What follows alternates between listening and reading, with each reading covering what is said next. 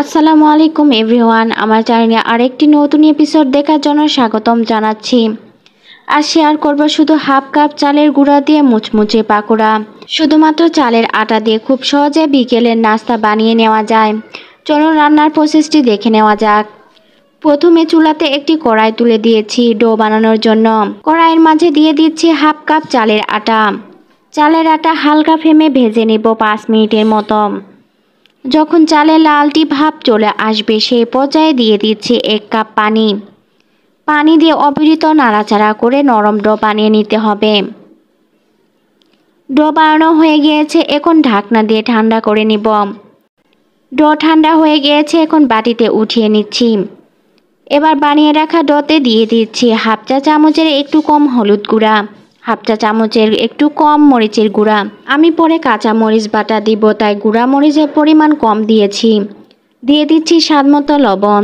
দিয়ে দিচ্ছি 1 চা চামচ রসুন বাটা, 1 চা চামচ জিরা বাটা, 1 চা চামচ আদা বাটা, 1 টেবিল চামচ পেঁয়াজ বাটা দিয়ে দিচ্ছি।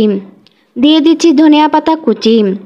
সব উপকরণ ডোর সাথে ভালো করে মাখিয়ে নিচ্ছি। দিয়ে দিচ্ছি 1/3 কাপ চালের গুঁড়া। চালের গুঁড়া দেওয়ার ফলে পাকোড়া অনেক ক্রিস্পি হবে এবং ডোটা অনেকটা টাইট হয়ে যাবে। ডোর সাথে চালের গুঁড়া ভালো করে মাখিয়ে নিব। শেষে অ্যাড করছি হাফ টেবিল চামচ কাঁচা মরিচ বাটা। ভালো করে মিশিয়ে নিচ্ছি। মিশানো হয়ে গিয়েছে, এখন তেলিতে ভেজে নিব। তার জন্য ফ্রাই প্যানে তেল গরম করতে দিয়েছি। তেল গরম হয়েছে, একটু একটু ডো তেলেতে ছেড়ে দিব। এই সময় চুলার ফ্লেম লোতে রাখতে হবে, তাহলে পাকোড়াগুলো খুব ক্রিস্পি হবে।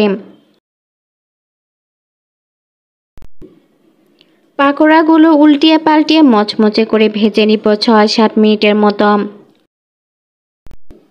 পাকোড়াগুলো ভাজা হয়ে গিয়েছে, তেল থেকে উঠিয়ে ঝাঁকিয়ে তেল ঝরিয়ে নিব এবং কিচেন টিস্যু পেপারে রেখে দিব, তাহলে এক্সট্রা তেলও আর থাকবে না।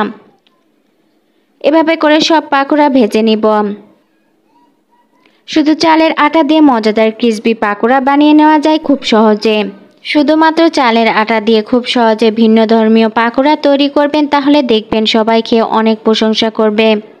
আজ বিদায় নিচ্ছি, কাল অন্য কোনো রেসিপি নিয়ে হাজির হব। সেই পর্যন্ত আপনারা সবাই ভালো থাকবেন আর আমার চ্যানেলটি সাবস্ক্রাইব করে আমার পাশে থাকবেন। আল্লাহ হাফেজ।